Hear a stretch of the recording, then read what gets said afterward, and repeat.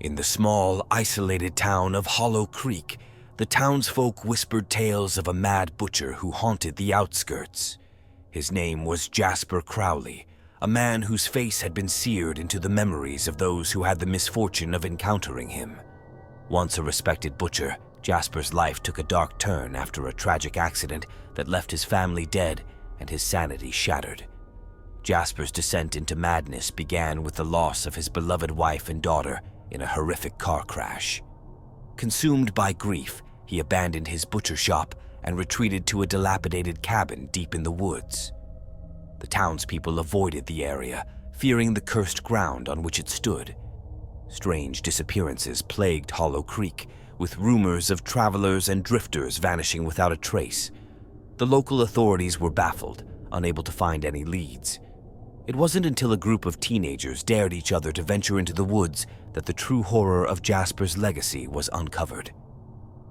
The teenagers stumbled upon the cabin, its windows boarded up, and an eerie silence surrounding it. As they approached, a foul stench wafted through the air, making their stomachs churn. Despite their fear, curiosity drove them to investigate further. Inside, they found a scene of unimaginable horror. The walls were adorned with crude drawings of butchered bodies, and the floor was littered with blood-soaked tools. A large butcher's block stood in the center, stained with the remnants of countless victims. Suddenly, a creaking sound echoed from the basement. The teenagers exchanged terrified glances, but felt compelled to uncover the source. Descending the rickety stairs, they were met with a chilling sight. Jasper Crowley stood over a fresh corpse, his eyes glazed with insanity. He turned towards them, a twisted smile spreading across his face. "Welcome to my humble abode," he rasped. "You're just in time for dinner." The teenagers screamed and scrambled back up the stairs, but Jasper was faster. One by one, he hunted them down, his butcher's knife gleaming in the dim light. Their desperate cries for help were swallowed by the oppressive darkness of the woods. Jasper's laughter echoed through the trees, a sound that would haunt their dreams forever. Days later, a search party found the cabin, but it was too late. The walls were now decorated with the faces of the missing teenagers, their expressions frozen in terror. Jasper had vanished, leaving only the gruesome evidence of his crimes behind. Hollow Creek was never the same. The townsfolk lived in constant fear, dreading the return of the mad butcher. Children were warned never to venture into the woods, and the legend of Jasper Crowley grew with each passing year. As the story spread, thrill seekers and ghost hunters flocked to the area, hoping to catch a glimpse of the infamous killer. Many never returned, their fates sealed by the very monster they sought to find. One fateful night, a group of paranormal investigators set up camp near the cabin. Armed with cameras and recording equipment, they hoped to capture proof of Jasper's existence. As midnight approached, the temperature dropped, and an unnatural stillness settled over the forest. A blood-curdling scream shattered the silence, followed by the sound of heavy footsteps. The investigators' cameras flickered and died, plunging them into darkness. Panic ensued as they realized they were not alone.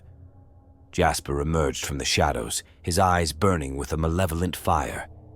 He moved with an unnatural speed, slicing through the investigators with terrifying precision.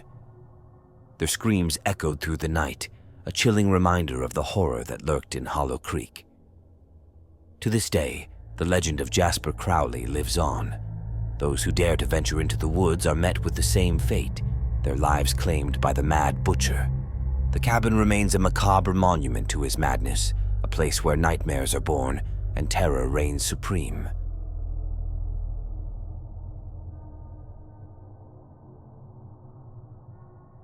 In the heart of a bustling city, a small butcher shop stood at the corner of Elm Street and Vine. The shop was run by a man named Silas Granger, whose skill with a knife was unmatched.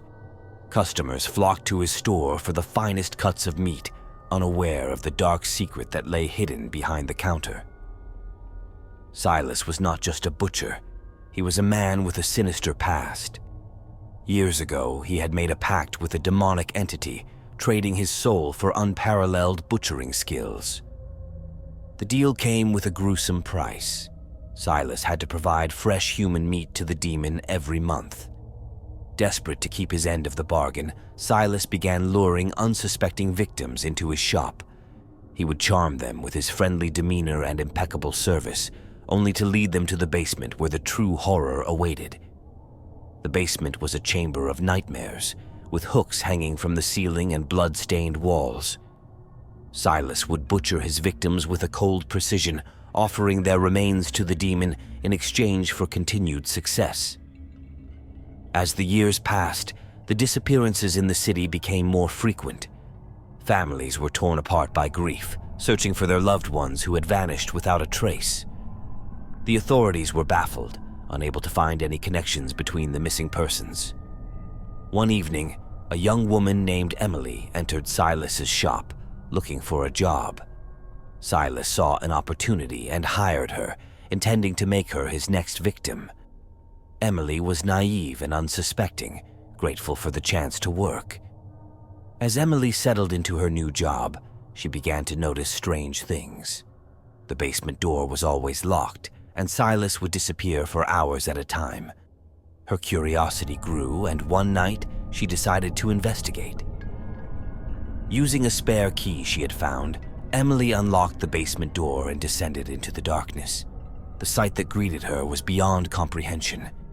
The walls were adorned with the remains of countless victims, their eyes staring blankly at her. Emily's heart raced as she realized the true nature of Silas's business.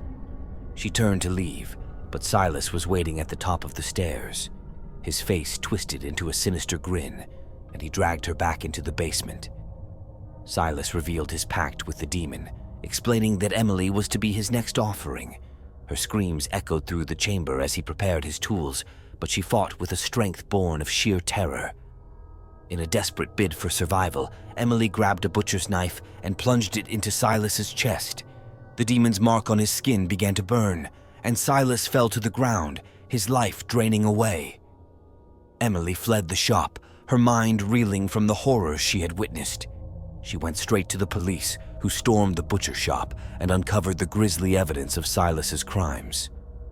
The city was in shock as the truth came to light. Silas's shop was demolished, but the legend of the butcher lived on. People whispered that the demon still roamed the streets, searching for a new servant to continue its dark work. Years later, the site of the butcher shop became a haunted attraction, drawing thrill seekers and ghost hunters.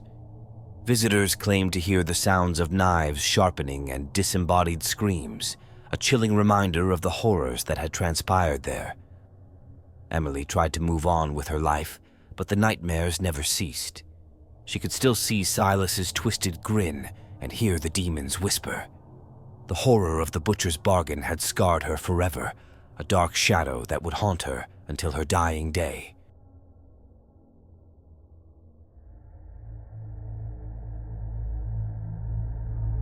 In the quiet farming town of Millfield, the arrival of a new butcher, Harold Finch, was a cause for celebration. His meats were of the highest quality, and his friendly demeanor quickly made him a beloved figure in the community. However, beneath his pleasant facade lay a dark and twisted soul. Harold's shop was always impeccably clean, with the scent of fresh meat wafting through the air. The townsfolk had no idea that his success was built on a foundation of blood and terror. Harold had a sinister hobby. He hunted humans for sport, selecting his victims from the very community that adored him. Every harvest season, Harold would host a grand feast, inviting the entire town to partake in the celebration. The meat served was always exquisite, tender, and unlike anything anyone had ever tasted. The townspeople never questioned the source of the meat, trusting Harold implicitly. As the years passed, more and more people began to disappear during the harvest season. The townsfolk attributed it to the dangers of rural life, never suspecting that the kindly butcher was behind the vanishings. One autumn, a young journalist named Lisa decided to investigate the mysterious disappearances. She arrived in Millfield under the pretense of writing a feature on small-town life. Lisa's curiosity and tenacity made her a natural investigator, and she quickly zeroed in on Harold Finch and his suspiciously successful butcher shop. Lisa spent her days interviewing the townsfolk, gathering stories and rumors about the missing people. At night, she observed Harold's shop from a distance, taking note of the late-night deliveries and the strange noises emanating from the basement. Her gut told her something was terribly wrong. One evening, Lisa approached Harold, pretending to be interested in purchasing some meat for a special article on local culinary delights. Harold, ever the gracious host, offered to give her a behind-the-scenes tour of his shop. Lisa agreed, hoping to uncover the secrets she suspected were hidden within. As Harold led her through the shop, he explained his butchering techniques with an unsettling enthusiasm. The tour ended at the basement door, which Harold opened with a flourish. Lisa's heart pounded as she descended the stairs, the scent of blood growing stronger with each step. The basement was a chamber of horrors. Hooks hung from the ceiling, and the walls were lined with various butcher's tools. In the corner, a large freezer hummed ominously. Harold's friendly demeanor melted away, replaced by a cold, predatory gaze. "You're quite the inquisitive one, aren't you?" Harold said, his voice dripping with malice. Lisa tried to keep her composure as he approached her, knife in hand. "But curiosity can be dangerous. Let me show you why." In a swift motion, Harold lunged at Lisa. She dodged and grabbed a meat cleaver from a nearby table, ready to defend herself. The two struggled fiercely, the small basement echoing with the sounds of their fight. Lisa's determination and fear gave her an edge, and she managed to land a critical blow. Harold fell to the ground, clutching his side as blood pooled around him. Lisa wasted no time and ran up the stairs, slamming the basement door behind her. She called the police, her voice shaking as she recounted the horrors she had uncovered. The police arrived quickly and arrested Harold, who was barely clinging to life. The investigation that followed revealed the extent of his atrocities. The freezer was filled with the remains of his victims, and the townspeople were horrified to learn the true source of the meat they had been consuming. Millfield was thrust into the national spotlight as the story of the butcher's harvest spread. Harold was convicted of multiple murders and sentenced to life in prison. The once beloved butcher shop was demolished, and a memorial for the victims was erected in its place. Lisa's article became a best-selling book, but the fame brought her little comfort. The nightmares of that fateful night haunted her, and she could never forget the look in Harold's eyes as he tried to end her life. The town of Millfield struggled to move on, forever marked by the horror that had lurked within their midst.